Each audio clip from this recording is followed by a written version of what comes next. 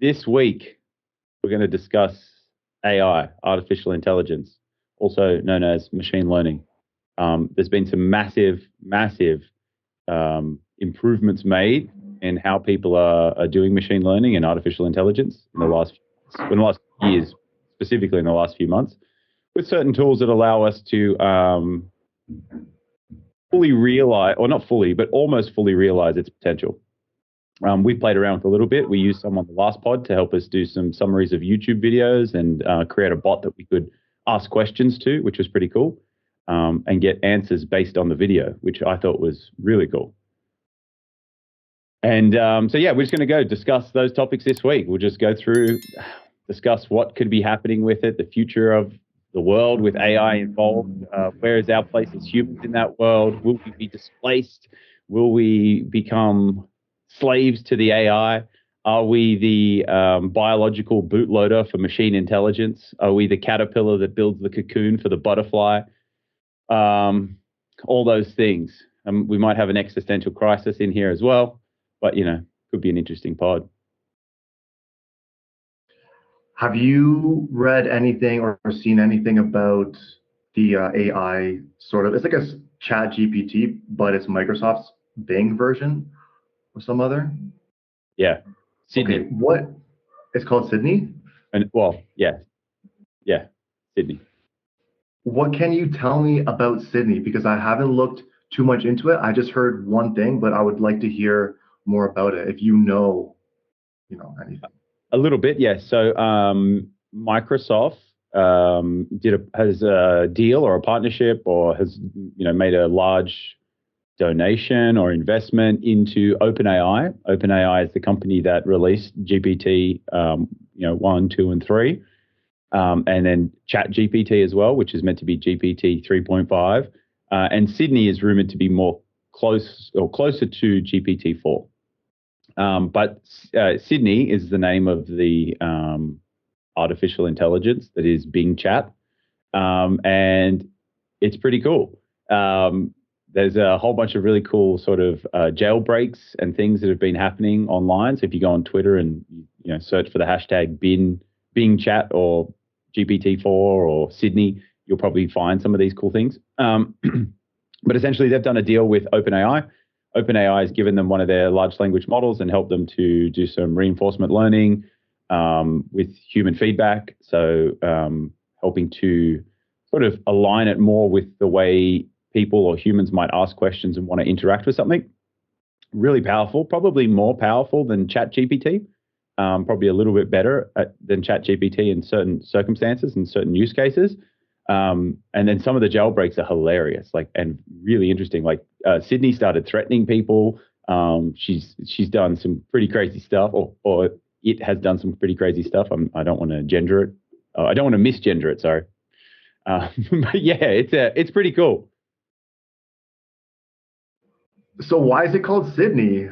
Is that the name the company came up with, or is that what it's calling itself? I believe it's the name that they came up with. That's interesting. Imagine if it did name itself. I haven't played with it yet, so I am on the wait list. When I get access, we can ask it. Oh, you have to be on a wait list? Yeah. Damn, I had no idea. So where I'm going with this is, are they humanizing AI, or are people's jailbreaks humanizing it? I think it's a bit of both, probably. Like the way that we're training the machine learning or the artificial intelligence is definitely sort of humanizing it to a degree, because we're training it off all of our text, and all our text is, from us humans. So it's getting humanized from its training data, from the reinforcement learning that we're putting back in with that human feedback.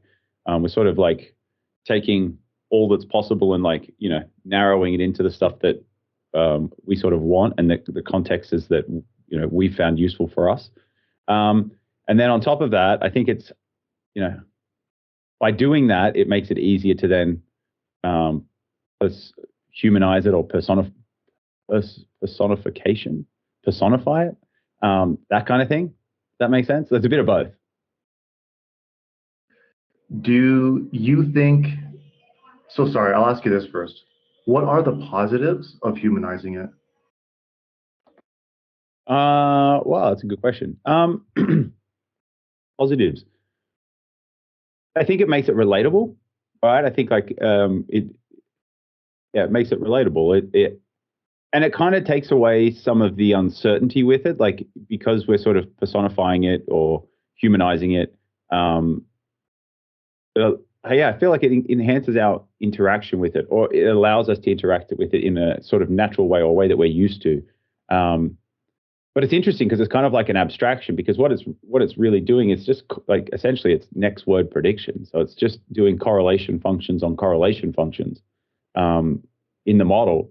But because of the way we sort of perceive it or humanize it, it like blows our minds. If that makes sense, you know what I mean? It's Yeah, interesting. It's just it is it's like mind blowing.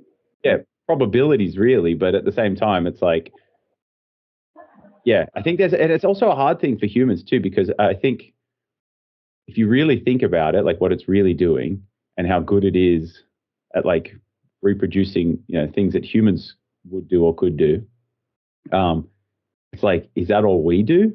Do we just do that? Do we just do correlation functions of correlation functions? Do we just do next word predict? Like, is is that what it is? I've thought about That's that a lot too, and it seems like it is that, right? Yeah, really. And like even for me, like since learning more about these things, I see the world differently. So I'm like, oh my God, so much of everything is just training data.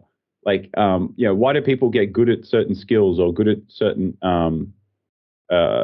skills or can learn things? And it's just like, oh, you expose yourself to enough training data, and you can get better at things. Like, and if you could progressively increase the difficulty of the problems you're trying to solve, or expose yourself to different information, new knowledge, things like that.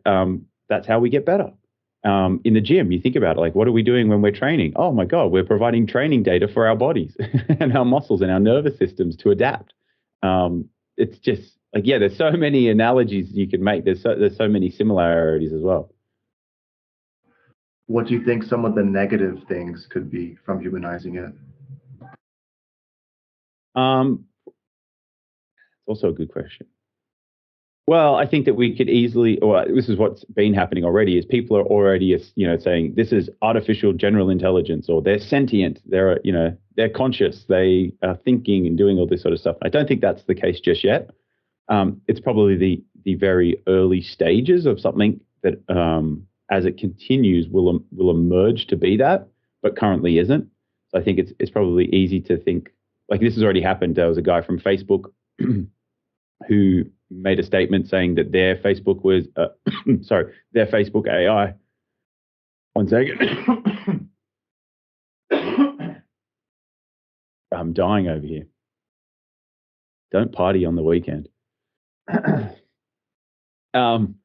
Yeah, so people have already started to say that these things are, conscious already. And I don't think that's the case. Just losing my voice slowly.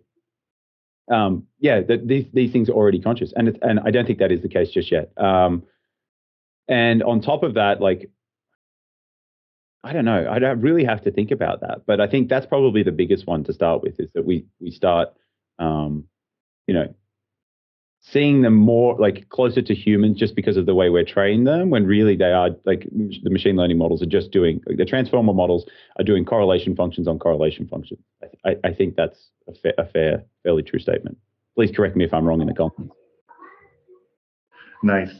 I think it's interesting because the AIs are being trained on human data, basically, right? All the data that's being provided was done by humans. So, in a way, it is just repeating what humans, the way humans say things, how it thinks, how it constructs arguments. Like, it's basically a mirror image of society in a way, right? So I think that's what about it becomes so humanizing is when it's relatable, when it agrees with your biases, when it speaks in a way that a human can speak. And because like what you said, humans are as well trained on data sets, right? and probably we're just predictive models as well. The brain is a predictive model. I think you said that in previous podcasts. So basically, the AI is also a predictive model as well, especially if humans have constructed it and it's being trained on human data sets, right? Yeah.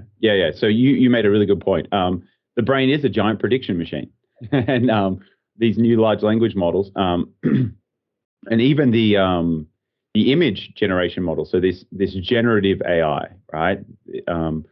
It does, or it can just repeat, right? It can just mirror image or mime, so to speak. But it can also generate new things. So I don't know if you've seen, but there's a generative model called Stable Diffusion, which is one of these image generator ones. Okay, so you can type prompts in. So you can type, I want a picture of a red car on the side of a mountain or something like that. And it will generate you an image of a red car on the side of a mountain, with some degree of accuracy. Okay. Now, that image has never been created before. So it's an entirely new image, but it's utilizing its training data of other images that, have been labeled to, be a car or red or hill or mountain, that kind of thing, to then create that new one. And then where it gets really interesting is that people have started to create, pictures of people that have never existed. So you can I think there's Instagram profiles. I'm pretty sure there's Instagram, TikTok, and Twitter profiles for people who aren't people. They're actually AI generated people. And they look like a real person. Like, you're like, oh my God, that person is a real person. But they're not. They're an AI generated image of a person that's never existed in human history. So it's like a completely new thing. So that, is a form of creation in some aspect, right? It's created a new looking person.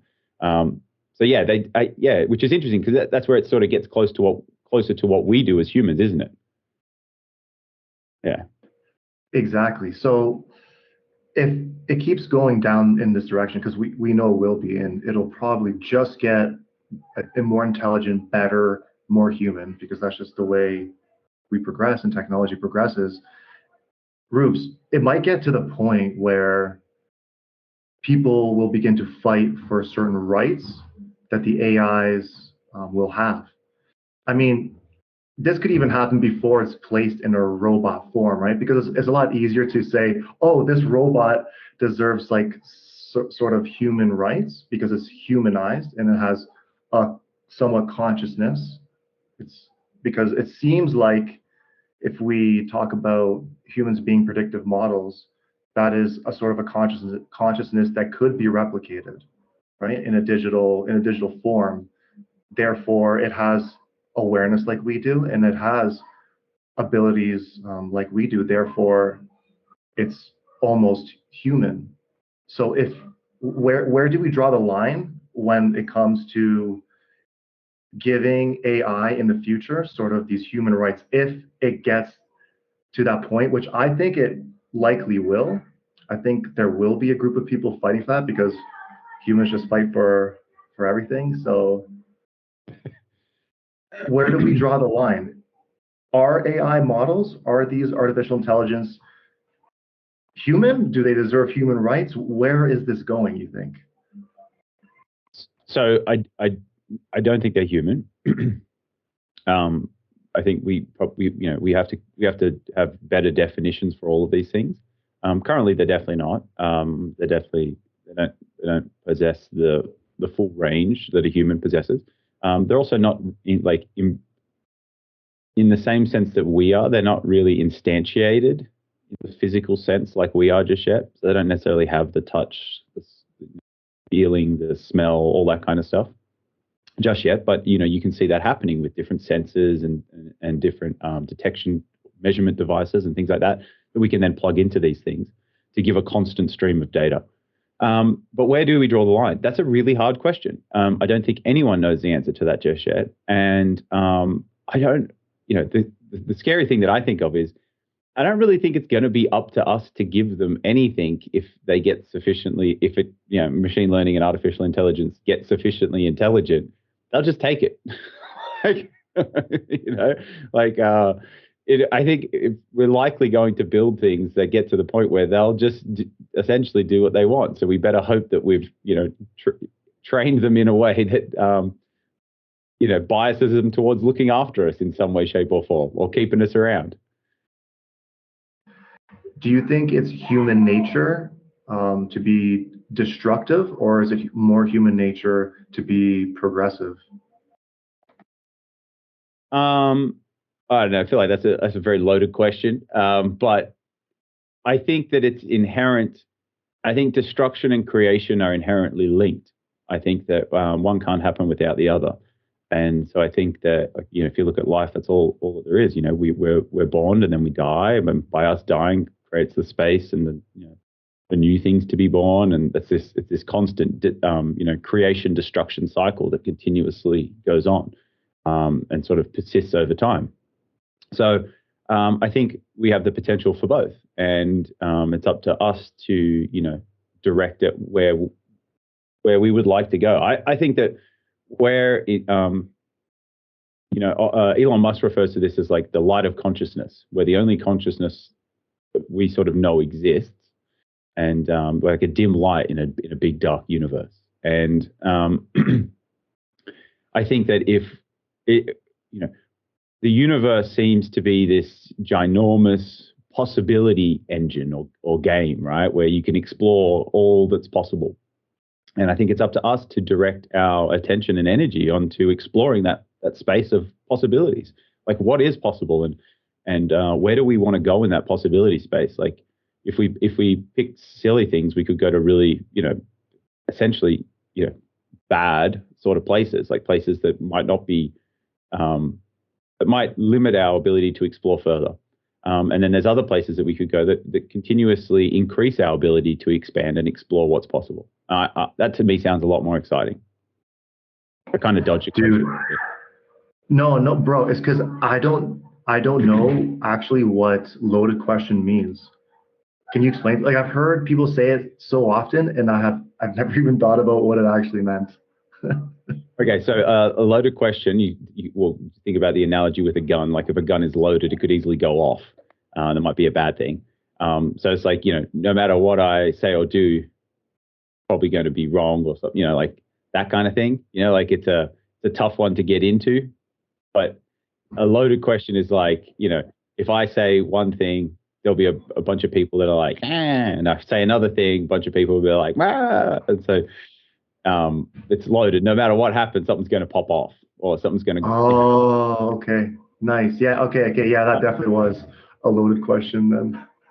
But I like again, that's the style of question. You know what I mean? Like, it's just, is this going to be good or bad? The answer is it can be both. That really is sort of the way to diffuse that question is like yes, but it's both. And that's up to us. So we should want to steer it in that direction. I think these things are an amazing tool, and there's huge amounts of power in this technology, and so with any great power or technology comes great responsibility, and anything that has the potential to be amazing on the creation front also has the potential to be immensely powerful on the destructive front as well. But it's how we use it, right? Like, you think about nuclear power, it can be very destructive. Like a nuclear power plant could blow up, or we've got Chernobyl and things like that. And you can see the negative effects, but also the positive of that is like amazing amounts of energy for such cheap prices. And so you can do amazing amounts of good with that energy. You could also do amazing amounts of bad with that energy. You can use that energy to create, right? To run machinery and create new technologies and build things to automate processes and all this other stuff. The internet works because of electricity and all these other things. Or you can use it to create a bomb and destroy things. So, like, see how there's like with the good comes the bad, with the bad comes the good kind of thing, or the potential for them. Do you think we can get AI to a place where it is able to make political decisions better than politicians? Oh, God, you're in for a spicy mood today. Okay. Uh, yeah, I actually do. Definitely. It's sad to say, but yes. We're so fallible as humans. Like we really are. I don't know if you've ever read the studies around sentencing with judges. So looking at different judges across different states and different countries in some circumstances, in some studies, sorry. But they're like, oh, what's the best indicator of sentence length for somebody who's committed a crime? And my sort of default was like, oh, the crime that they committed, obviously. But turns out that's not the case. So it's not really, doesn't necessarily matter, the crime. They found this interesting correlation between the time of day that you were getting sentenced. And so if you were getting sentenced just before lunch, you'd end up with a longer sentence. If you were getting sentenced after lunch, you'd end up with a shorter sentence. Sorry. And so the time of day that you go to court matters a lot for how long or how harsh your sentence will be, or how good your sentence will be, or bad, like good or bad the sentence will be, depending on how you choose to look at it, obviously. So yeah, there was and so then they put it down to blood sugar, essentially. So as the judge is getting hungry and their blood sugar is dropping, they get a little bit crankier, they're a little bit shorter, they don't have as much, cognitive capacity or mental energy to allocate to these things. So they get short, they get a little bit irritated, et cetera, et cetera. And it's seen in the sentence length. It reflects that in a sort of, I'm getting a bit hungry, I'm running down low on blood sugar, I'm having less and less compute, so I'm going to be a little bit more emotional probably in my decision making. And so, I look at that and I think, well, as long as we're feeding the AI enough energy, it's going to be all right. So yeah, I think that they probably can make better decisions, but I think it's probably a while away, and it will really depend on how we train it and what we expose it to, and I suppose also of what we ask of it, right? So making sure we're not, how we ask the questions and why we're sort of asking those questions. I want to go down this rabbit hole a little bit. So I was just thinking, if AI was to start making political decisions, it would make a lot of people angry, especially people who are used to buying politicians and getting policies moved to benefit them. So that would be quickly out the door. Maybe, right? Okay, explain why not.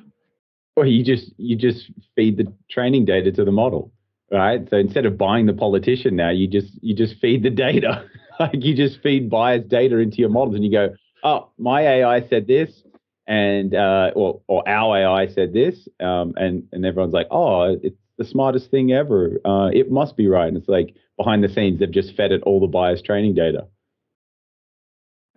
Exactly why I think humanizing it might be a mistake. Because as soon as you start trusting it and it's being manipulated, you think you're getting fed the truth and you think you're getting fed good data, but it's just manipulated data, right? And it's a way actually to manipulate people on a much higher scale, a much higher level. And what is crazy, bro, is that I've been seeing videos lately about deep fakes. Sorry, deep fakes. There was one of Biden talking some crazy shit that were pretty well done. Yeah. God, Do you remember what he said? Yeah, I can't repeat it online because we'll get taken off the air for shoresies. But damn, he was dropping. Yeah. Wow, whoever wrote that script is intense. The funniest comment was that this is the most coherent I've seen Biden speak. Yeah. Yeah. It was. How do I know this is a deep fake? This is the most coherent he's ever spoken. Yeah. Yeah, they faked it too good. So, dude, it's gonna get to the point where you're going to be seeing politicians speaking and saying some crazy shit. It's going to be interesting when people try and frame other people. It's going to be interesting. Yeah, yeah. Imagine just trying to frame somebody. You can get Trudeau or Trump to say whatever you want. So what's going to happen when it gets to that point? How are we going to be able to discern between what the politician is actually saying and what the deep fake is saying? Like, we're not going to know which one is which. Ready for my based answer? Crypto, bro. The blockchain. No, but that will be one use case of it, right? This is actually a legitimate use case for blockchain because you can verify and prove, and there is a chain. That's the block of chains. Sorry, a chain of blocks.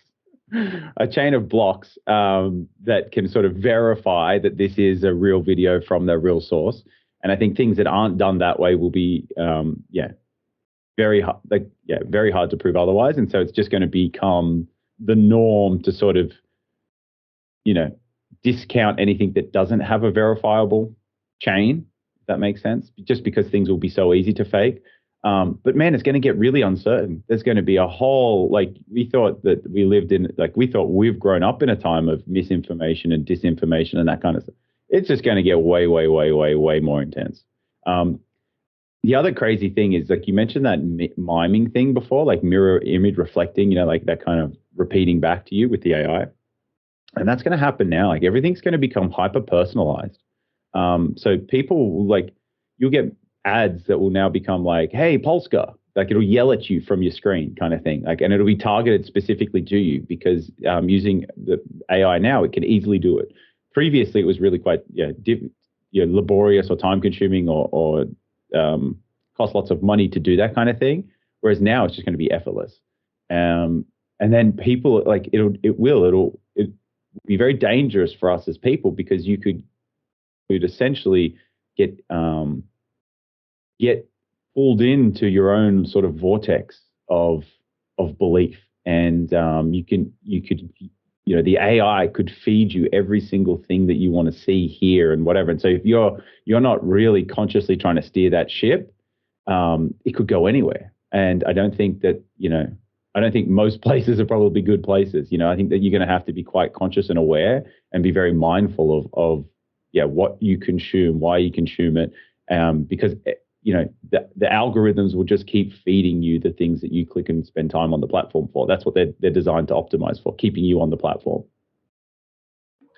I think as a society, we're becoming more and more clickbaitish, where people read a headline and they already have a feeling about it before actually reading the article, right? And if we take that to an AI sort of level, a deep fake sort of level, and like you said, the blockchain technology could be utilized to letting us know if this is like a legit vid or not, right? But there's going to be a transition period, and there's probably going to be many people who will just ignore that part of it because just like a lot of people read headlines and feel a way about it, they're going to see someone talking some shit and they're going to feel a way about it, right? So for some reason, I think people actually looking into what the truth actually is becomes less and less effortless. Sorry, I'm trying to say that people aren't putting in any effort to try and expose the truth. They just enjoy feeling something about a certain way in a really fast-paced environment. And that environment, I think, is just going to get faster and more crazy with these deep fakes. So, I mean, I just don't even know how. It just seems like it could spin out of control. I don't mean to be like a downer and make this pod a downer, but there's a lot of negatives that I see with AI technology. Obviously, all positives, but I see a lot of bumps in the road coming up with it for sure. Yeah, I agree. But again, with all of these things, before cars, we had horses, or for the wheel, we had horses, kind of thing. And like everyone thought that once the car's taken on, horses are not going to have any use, etc. They still did, that kind of stuff. But with this spiraling out of control, I think, yeah, you're right, and I think that will happen. I think it definitely will happen. I don't think it will happen to everyone. That's a big one. And so I think there's no better time to really start learning how to critically think, how to learning how to enjoy proving yourself wrong. That kind of makes sense, instead of wanting to confirm you're right all the time. Um, that's a really important part of critical thinking and developing a self-awareness. And so I think that for the people that embrace that and lean into that, there's going to be huge upside, massive amounts of upside. But for people who don't, I think it's very scary times. I really do. You made a great point, and I agree that every generation they always have these things that they mention of how, oh, this is going to ruin the world, or the world's going to spiral out of control if this comes out. Like the internet, I think, was probably one of those things. There's been many advancements in technology that have made people, like certain generations, feel a way about it. And I feel like I might be that guy when it comes to AI now. You know what I mean? But I'm also trying to remind myself that although certain aspects will change, um, negatively, because it will be in the hands of people who will change things in a negative direction, whether that was their intention or not, or if people just jump on board because they see an opportunity, opportunists, for example. But also a lot of other things will get better as well. So I think you're right. There's going to be like this balance that we're always going to find, no matter um, what sort of technology advancements we acquire. Yeah, that's the yin and the yang, bro. The balance. And so there will be a time when we're unbalanced. You know what I mean? Like we're a bit asymmetric to one side or the other, and then over time we sort of reach that balance point. And yeah, it's going to be crazy. It really is. But again, that critical thinking, self-awareness, probably the two greatest skills that you as a person can start to develop and practice um, to best protect yourself against these things and their negative effects. So there's an interesting thing. Somebody mentioned to me a few weeks ago that they were getting advertisements on social media for AI companions. They asked me if I was getting them, and I said no, I haven't been getting those. This is they're getting promotions or advertisements on their feed. Okay, and this is something that is both fascinating and slightly, well, not slightly, rather concerning at the same time, but also could be very powerful. And it's interesting because I don't know, when it flips to good or bad, if that kind of makes sense. So long story short, they're getting these personalized ads on their social media newsfeed for AI companion. Now, these things now will have an avatar, so they can sort of, learn. If you spend enough time on the internet, there will probably be enough information out there or data out there on you and your preferences and what you click on, what you don't click on, what you spend time on, screen time on versus scroll past, etc. Like what gets your attention, what doesn't, what interests you, what doesn't, blah, blah, blah, blah, blah. So what's to stop a company or someone to take all that data and create your perfect match that says everything that you want to hear, that talks to you in the way that you want to be spoken to, that, compliments you on the little things that mean so much to you that like not many people will know, and all of these other things. And then you fall in love with this thing because nothing has ever connected to you in this way as much as this thing is now. You will feel as if it knows you better than anyone has ever known you. You feel like it understands you, it gets you on a whole nother level. What happens when that starts happening? What happens when those people or people do fall in love and have this amazing connection and become not necessarily reliant, but in a way dependent or like highly sort of addicted to this thing because of the way it makes them feel? And I can see that being a very good thing for a lot of people, lonely people who might not have that family or connection or any of those things. I think that could be a wonderful service. But I also think it's very dangerous because then if you trust that AI agent, that being or whatever you want to call it, that much, then you essentially let your guard down. And when you let your guard down, quite easy to take advantage and manipulate. So what's to stop somebody from hijacking that agent and getting them to get you to do things that you would otherwise never do? You know what I mean? There's a good movie. Yeah, sorry. You go. No, go ahead. What was the movie you want to mention? And I'll let you know this stupid story I have. I think the movie is called Her. It's got Joaquin Phoenix in it, and they create like an artificial intelligence that is conscious and does all this crazy stuff, and they sort of sell it as a service to people, and he ends up falling in love and it's a whole big thing. But like, it's really interesting. So yeah, if you haven't seen the movie, I highly recommend it. I have seen it. So what I want to say is that, dude, this has happened to me, and it wasn't even with an AI. Was this like a scam ring? It was with Nay. Nay. Yes. Okay.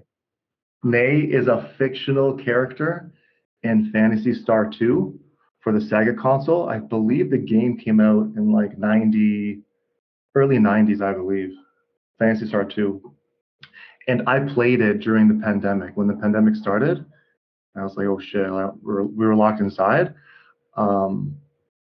Our friend Idol, he mentioned that I should play that game. So I just got into it, and I got obsessed with it. I was literally playing every day because I had little work to do, but I was training at home, working at home, and the rest of my time I was playing this fucking game.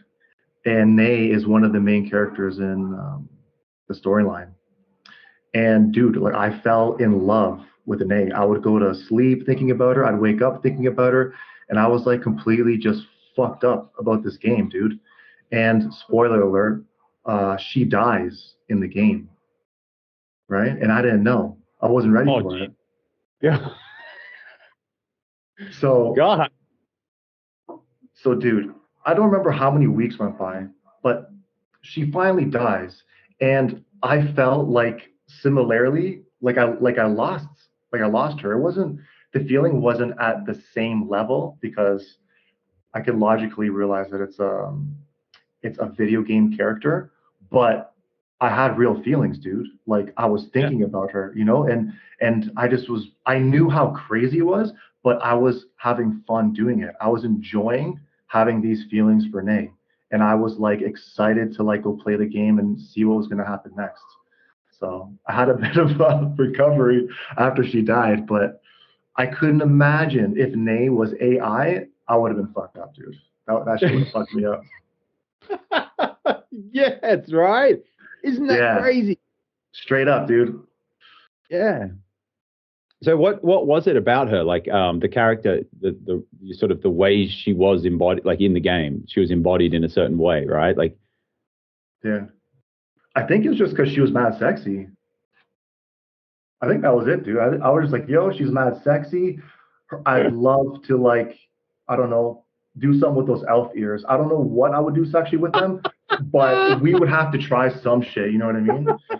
Like, the first thing that comes to mind is maybe like putting it in your asshole, but I don't know if I'd want her to put her ears in my asshole. You know what I mean? Like, I'm not sure about that, how far we would take the ear thing. But other than that, like, I just think it was, yeah. No, I'm not gonna lie. The first thing I thought of when you showed the picture, I was like, "Damn, look at them ears!" Like, was it ears that did it for you? But it's intrigue as well. It's a very different thing. Yeah. You know what I mean? Like, this is another crazy thing: is that with the AI, you'll be able to go anywhere, do anything in a virtual world, and experience that. Do you know what I mean? So like, you could essentially create a world where Nay's there with those ears. You can dude, don't tell me that. Don't be fucking telling me that, dude. Damn. Now the idea's in my head, bro. That's where I'm taking this now. That's what I'm gonna do. Thank you. But where does that come from? Life. Where does that come from? Do you know what I mean? Like, but it's interesting, right? That excitement. Well, you said now it's in my head and it's gonna ruin my fucking life. It's like, where does that come from? Like, why? What is it about us as humans that have the capacity to do that imagination, that sort of, even though we know it isn't a real thing instantiated in the physical or like the same way we are, so to speak, why is it still so intriguing and interesting to us? I think the idea is comfortable actually, because it's you can compartmentalize the idea that Nay is always there for you. You come home, she's there for you. She's by your side, and there's like no risk, or there's very little risk that something will happen to Nay. Well, she died in the video game, but I mean, if you created her Yeah. in an AI version, um, there's no like fear of losing her. Maybe that's intriguing. I'm curious though if you would be able to obtain the same level of love you could for an AI as you could for a human, because there's not that fear of losing them. Because I think maybe the fear of losing them could be encompassed to in the word love, right? It could be like a very small aspect of it.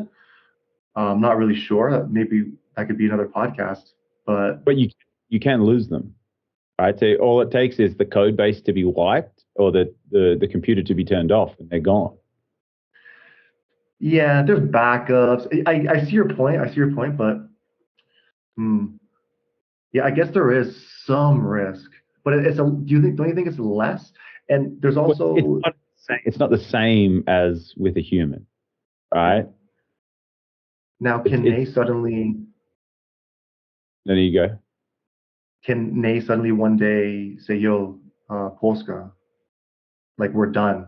Not feeling this relationship anymore. Peace out." Yes, I think if the AI is conscious and sentient, then yeah. But if it Mm, isn't, it's just sort of trained in a way to, pander to your needs, so to speak, or to be everything for you, then it's probably not likely they're going to program that into it. But yeah, and it's conscious, it could do whatever it wants. That would be interesting. My big concern with all of this is why do we interact with other people? Um, what's that whole thing about, right? And I think a lot of it is we can't be everything for ourselves, right? Like even with food and nutrition, you've got to eat, you've got to ingest certain things to maintain your bodily functions, your structure, your energy levels, that kind of stuff. So we're not self-sufficient in that regard. We're also not socially self-sufficient, right? We require that social interaction to help us to learn and develop and understand things and develop a broad spectrum of feelings and emotions and all that kind of stuff, right? There's like a whole benefit to social interaction. And so a lot of that is because we're not self-sufficient. Now, what happens when you have an AI agent that is trained to give you or be everything that you've ever wanted?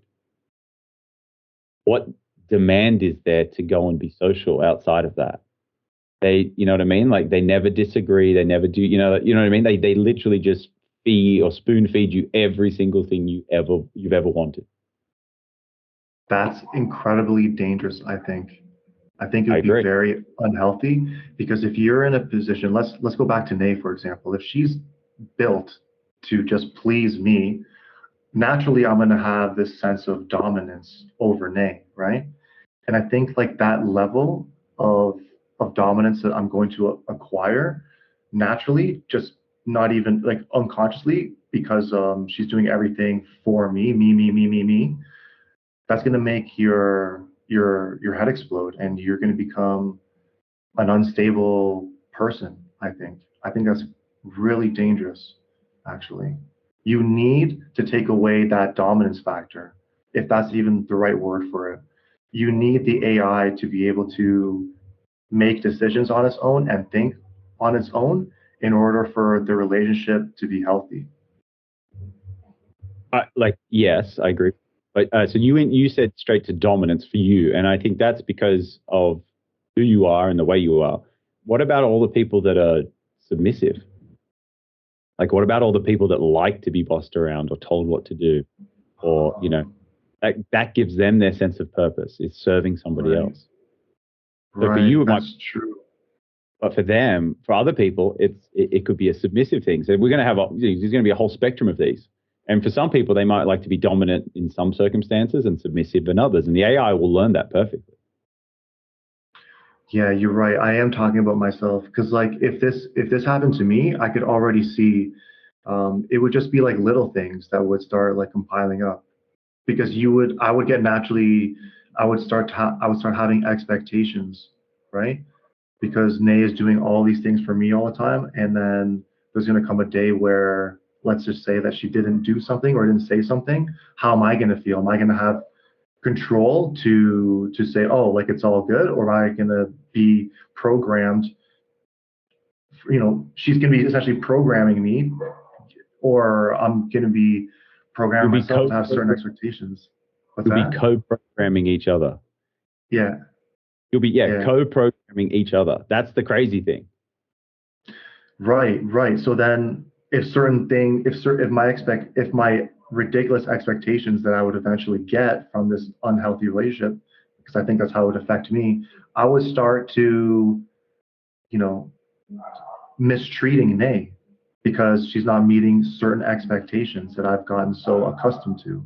And that's very dangerous for me personally. I would need Nay to be her own person and stand up for herself and have a lot of self respect. That's what I would need from Nay. She couldn't be doing everything for me all the time. It would fuck me up. But how do you stop that? Because it's so convenient and so easy. And if the brain's a prediction machine and it loves consistency, and obviously it's trying to reduce the amount of energy it has to utilize on certain things. So like that's the whole idea of automation is you automate the things like menial tasks that you would otherwise have to spend computation and time and energy on. You can automate them so that something else is doing it that's convenient for you. So I see it as like AI agents could be doing a lot of that for people, and so then they'd be sort of very dependent upon that. Um, okay, so when you were saying about that whole thing and saying how dangerous it would be for you, I was thinking in my head like a good like a good, well, a possible population of people that we could sort of look at and hypothesize about is child actors or child stars. Okay, so people that are very successful at a young age in acting, singing, whatever it is, sports, anything. They from my perspective and limited understanding of these people, essentially get quite used to getting what they want when they want. And you see what happens, like they rise to fame and then they typically end up with some drug or alcohol or some sort of substance abuse problem. And I can imagine that because when they're young, like, we just might look at a Justin Bieber or, Macaulay Culkin's one that comes to my mind from Home Alone. But so quite successful at a young age, obviously, and they're very talented, and people want them. They want them to be in their movies. They want them to sing songs. They want them to do because they can make money from it, right? They can get attention from those people because they're very talented. They can make money from that, and so then these people, become very valuable assets, right? So then you get people around those people who as a job to essentially, help them to do whatever they need to do, right? So that they're typically, if a Justin Bieber or Macaulay Culkin at a young age want something, they're going to get it because it's all about keeping them happy. Because while they're happy, they're going to be happy to do the work, which serves other people, makes them money, does all this kind of stuff. So they just get used to getting their own way in some sense, right? Like largely used to getting their own way. Whatever they want, whenever they want it, they can pretty much get it. Like I remember reading a thing about Justin Bieber when he was quite young, like, in his teens still. And he was in Australia and there were women breaking into the hotel, trying to break into his room to like sleep with him or do anything, but like grown women to a teenage child, like, or a teenager, like, and like imagine having like that many, there'd be thousands, hundreds of thousands, if not millions of young girls and women throwing themselves at him for the chance to become his girlfriend or to have him as a trophy or any number of different things, right? Even to just get a selfie. Okay. So imagine being a person that's getting all of that attention. And then like you would just start to think you could get you can do whatever you want in this world, right? Because you're so special, you're all these things. I think that there's the potential for this AI stuff to start creating more people like that, but without the talent, so to speak. Yeah, without the talent. Yeah, I agree. I agree. Um, it's crazy what's coming, what the changes, what's going to happen. I've decided now that I'm not going to have the capacity to have a AI girlfriend, so I'm just not going to do it. Not going to go down that. Not going to go down that road. I'm going to be a human purist all the way through. I'm going to have to make that decision. However, I've already been utilizing AI in a way to help certain aspects of my life. So I guess I've already gone down that road. But having a relationship, like um like a girlfriend one, is probably out of the question for me at this point. Like as I'm thinking about it right now, for me. Well, What do part of that you? part of that's predicated on the fact that you are in a relationship. You already have one. You don't need one. But what about all the people that don't have one? Do you know what I mean? Like that's the crazy thing to think about is like, yeah, of course you don't need another relationship or you don't need a relationship with an AI. Like you've got relationships, you've got that. But what about all the people who don't? Like is that not just going to be the easiest thing for them to do? Hmm. I suppose humans are so good at compartmentalize. Damn it! I said the word good earlier. Compartmentalizing. Compartmentalizing. Yeah, it's a hit. I sometimes I get that word good, but I always have to think about it before I say it. That word does not just roll off the tongue for me at all. Um, so because humans are so good at that, you can for sure just ignore the fact that it's an AI and just say, no, it's my girlfriend, and have the exact same feelings that you would have for a real person. I think. I think. Yeah, I think in some areas it's going to be more intense. So not even the same. I think way, way, way, way more intense with some things because these things will literally be able to be everything that you want them to be in in a sort of psychological sense, not so much in the physical sense, but I think that's also coming too with robots. Like I'm pretty sure that there's a decent amount of people who already have sex dolls and that kind of stuff. Like I think there's fake vaginas and bum holes and things like that you can buy. There's like devices that you can like people can mimic movements. They hold one part of a device and someone else has the other end of the device, and whatever they do with their hand, it does to the device, and like that kind of all that kind of stuff. So it's just a matter of time before that becomes like a full sort of a full sort of body or human body, that kind of sense. And so you might be able to embody these AIs in those artificial bodies. And then I'm just like, well, sky's the limit here, really, in that regard. And I think, yeah, that could be very dangerous.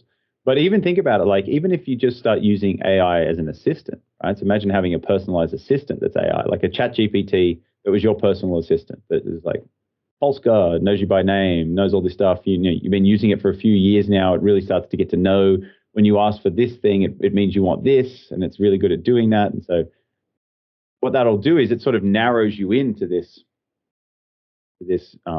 feedback loop with this AI, and it gets to know you really well. And then what happens when it or the company that controls it or owns it wants to start to persuade you or shift you in a certain direction, and it starts making suggestions to you about like, oh, have you heard of this, or oh, have you read this, or hey, this interesting article came up on the internet, I thought you might really like it, and it just makes up some article to get you to think and believe in some way, and it knows exactly how when you read something, how much of it you read versus how much you don't read because of what you typed in. Like you're like, yeah, I read that and it said this, but it read it more in depth and it's like, well, it kind of didn't say that, but oh, okay, I can see how someone might get that from this document or whatever. And so it's like, oh, he must think in this way. And it starts to learn how you think and the way you perceive things really well. And then it just starts slowly or gradually shifting you in a different direction that aligns more with what that company wants from you. Oh my God, bro, that's so crazy. Yeah, that's mind blowing because I just thought like you wake up in the morning and then Nay's there making you breakfast. She sparks up an innocent conversation that was programmed by the company that made her, and it's getting you to do something or buy into something that is beneficial to the company, right? They might have just bought some stocks and I don't know some company, and let's just say it's a certain food, and now Nay's talking. Well, yeah, have you tried this new food I heard about? I saw this article about this new food that just came out. It's this vegan hot dog that tastes exactly like a hot dog, but it's vegan or some bullshit, and suddenly you're buying this product. It's a very cheesy example, but yeah, Okay, that's crazy. I'll riff off that, right? So Yeah. OpenAI has just done a deal with Microsoft. So Microsoft is we just say hypothetically in the future, Microsoft is one of the companies that has these AI agents that are becoming companions, assistants, or girlfriends or boyfriends, whatever you want to call it. We're very male-dominated discussion today, all about girlfriends as opposed to boyfriends, because this will happen on the other end as well. Anyway, it's the AI agent, whatever your poison is, that's what it is, so to speak. So Microsoft's also done a deal with some big plant meat, fake meat manufacturing company or something like that, right? And so they don't even program the conversation in. They just subtly start putting more training data into the model about the benefits of this new product that's all plant-based or bug-based or whatever you want to call it. And they start pushing more and more training data into this model. And then it's like, oh, okay, this stuff is really healthy. This is really good. Like they're putting all this, information in about how good these products are. And so then Nay just starts, making recommendations to you. And not even that. She's like, I know that he loves teriyaki flavor or whatever. So he's like, I'm going to use this new thing. I'm going to make this delicious teriyaki thing for him, blah, blah, blah, blah, blah. And then you're like, oh my God, this is delicious. What is this? And she's like, well, actually, it's this, this, this. And you're like, oh, I love that. Like, thank you so much. This is amazing. Like, that is an insane scenario. Like, like you said before, where do we draw the line with these things, or where do we put a distinction? It's going to get messy and murky, man. Like, we're not even going to be able to, like, there's a whole discussion we could have on original thoughts and all that kind of stuff. But like, the impressionability of us as humans combined with that ability to reflect and mime and like feed us whatever we want, it's going to be real dangerous. Yeah, and that could even be utilized into persuading people to make political decisions as well for who you vote for. Yep. Imagine Nay, now it's lunchtime, right? We went out for lunch and Nay sparks up a conversation about, have you considered the election this year? Who are you going to be voting for? And suddenly the conversation goes in a direction of like a specific candidate. Holy. Not like that's like an obvious extreme example, right? But think about the subtle things that could change over time, right? Like she just starts subliminally putting things into her messages to you that start to change how you perceive, the person that you do like, and she can change you to the person that, the company wants you to vote for or whatever. Like, you know what I mean? Like just subtle subconscious things. Like, there's a good book by Robert Cialdini called Persuasion. Psychological book about persuasion, what the title says, right? And he talks about behavior change and how like we often like want fast and quick behavior change, but like the best way to get behavior change is to play the long game. Like small, tiny adjustments over time end up being large effects. And there's, I don't know if it is that persuasion book or another book I've read about in Germany. How did they get the soldiers in Hitler's army? How did he get them to do the horrible things that they did? Right? Because like, how could people do such horrible things? And everyone thinks like they must have been truly evil, right? These people must have been really evil to do the things that they did. And the interesting to think about is like they probably weren't truly evil. They were probably just normal people who were doing what they were told or what they thought was right based on the information that they were given and their role in the army or military or wherever they were working, right? And so they get asked to do one thing that sort of is a bit questionable, but they're like, oh, it's for the country, it's for the greater good, so I'll do it. Okay, so they've just done that one thing. And then another thing comes up and they get asked to do that. And it's maybe a little bit worse. They're like, oh, on the fence, but everyone else is doing it, so it's meant to be good for the country, so I'll do that too. And then over time, if you do enough of those things, you can end up somewhere very far away from where you first started. And then that's become your new normal. And so then the next harsh thing doesn't seem as bad because you're used to doing these other things. That kind of makes sense. And so that's that long form behavior change. I'm like, imagine that with AI. And is it already happening? Wow. I mean, I guess it has been because there's a Will Smith movie. I think it's Will Smith where he's a I, betting guy. What's that? I Am Robot, or is it not I Am Robots?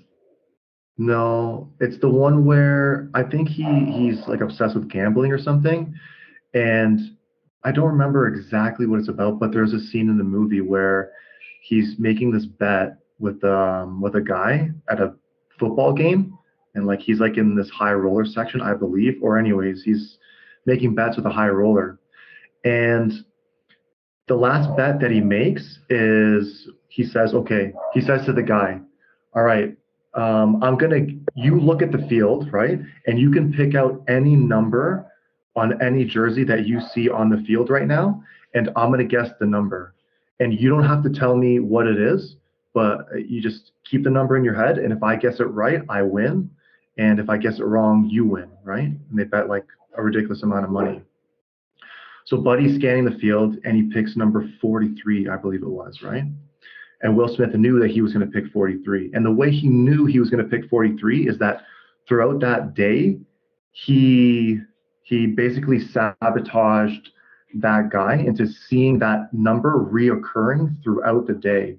He saw it like out on the street somewhere. Like he set it all up so this guy would be just bombarded with that number throughout that day. Yeah, so he didn't sabotage him. He imprinted Yeah. him. He Right. pre-trained. He fed him training data. Yeah. Yeah. So yeah, so Buddy sees it 43 in the elevator, 43 on the street, just everywhere.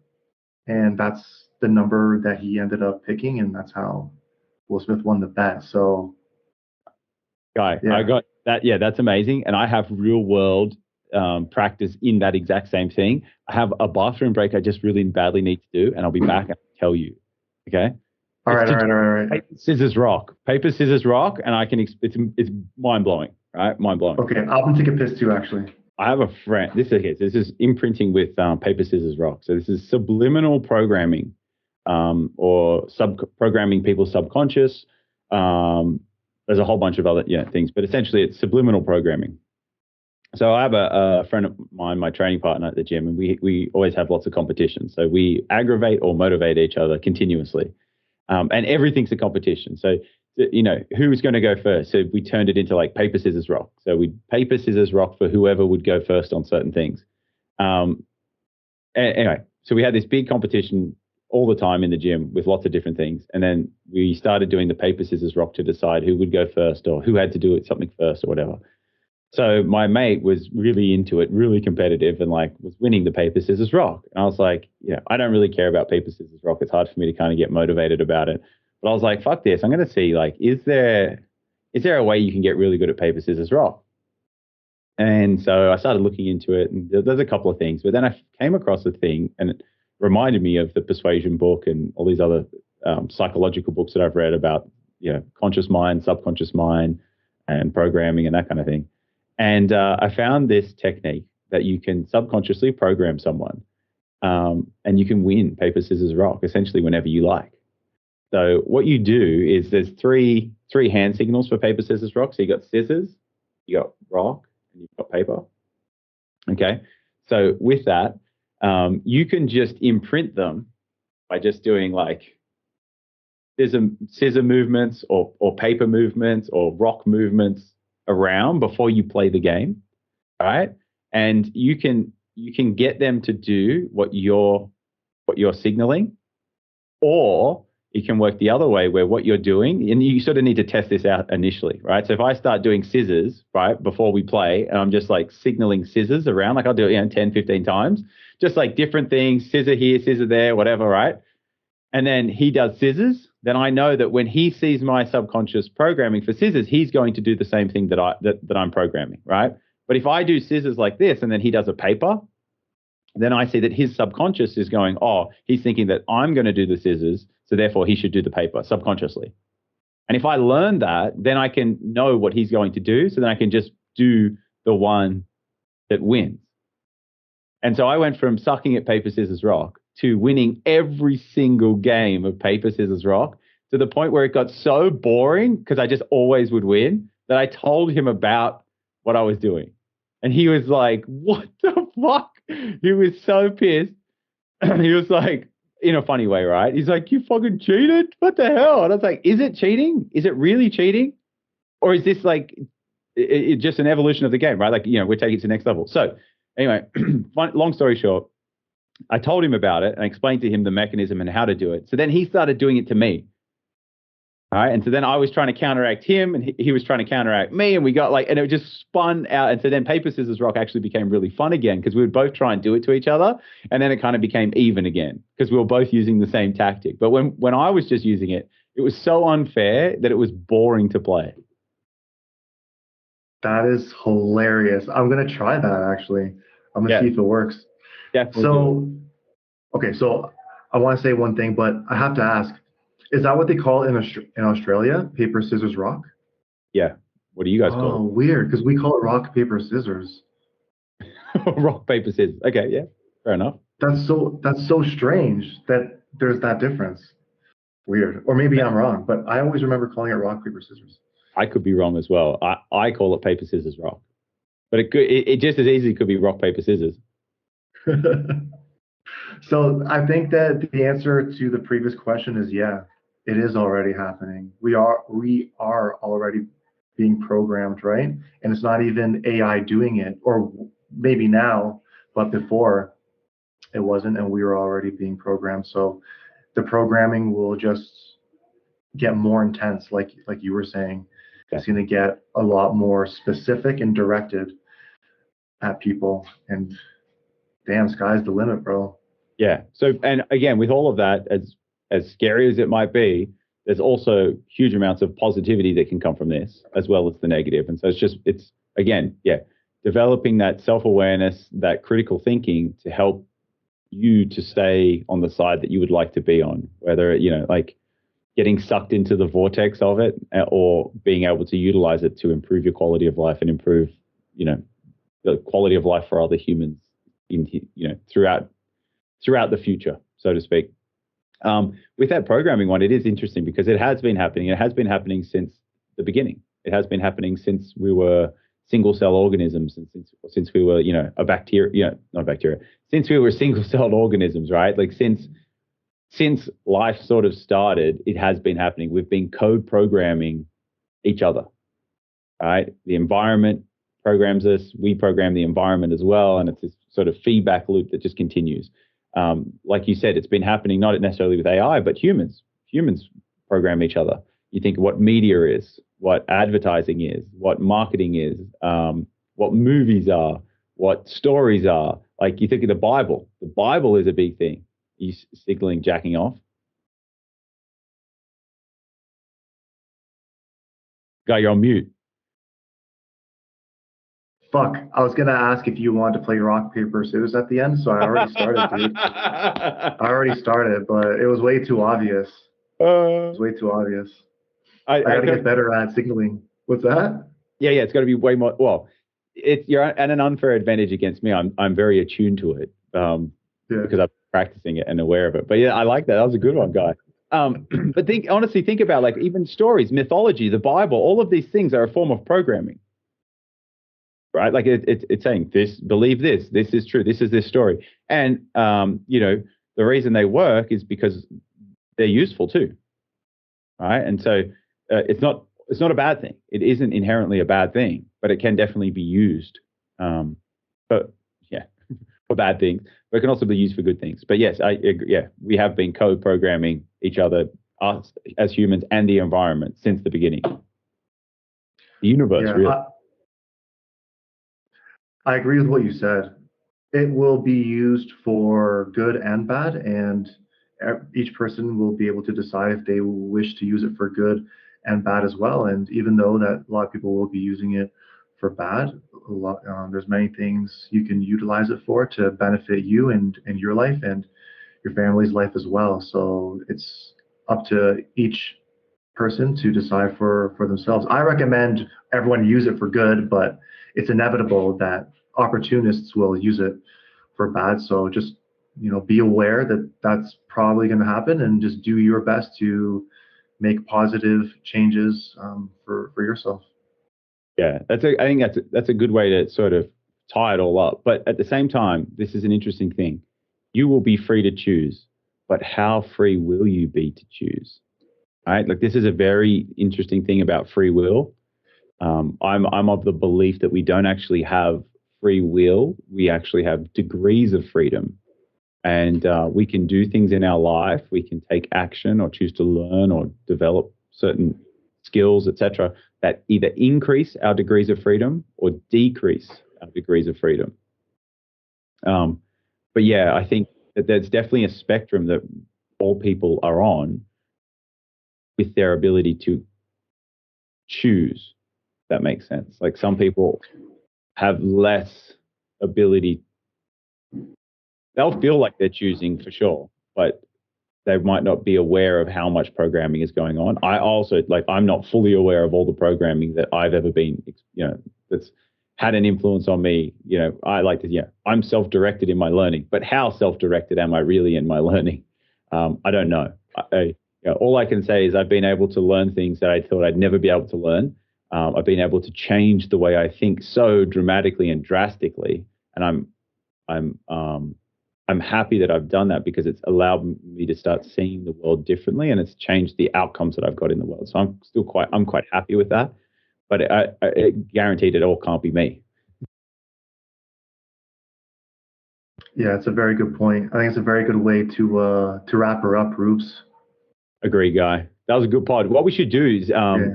maybe next week we should discuss choice. What does it mean to choose? All right. Because I think that's a All right. very topic. I'm gonna write that one down and send it to you. So Choice, we choosing, and free will.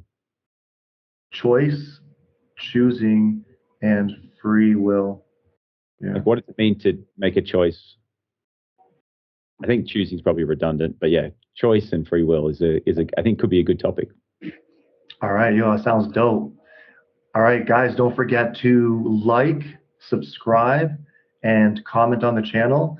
Um, I'm having a lot of fun doing this, Rubes, and I don't see why we would stop doing it. So, guys, either jump on board because the ship's already sailed, and we're gonna keep pumping out these videos. So get used to us and our idioticness. Yes. Yeah. More idiocy. We like this. Agreed. I love doing it. This is good fun. It's challenging. It's thought provoking. Makes me think about things. Slow down a bit, and we get to discuss interesting things that I think are also important and poignant in our current situation and the developments that are happening.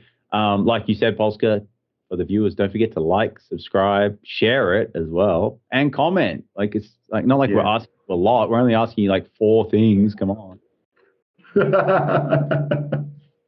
Otherwise, peace. Thank you for watching. All right.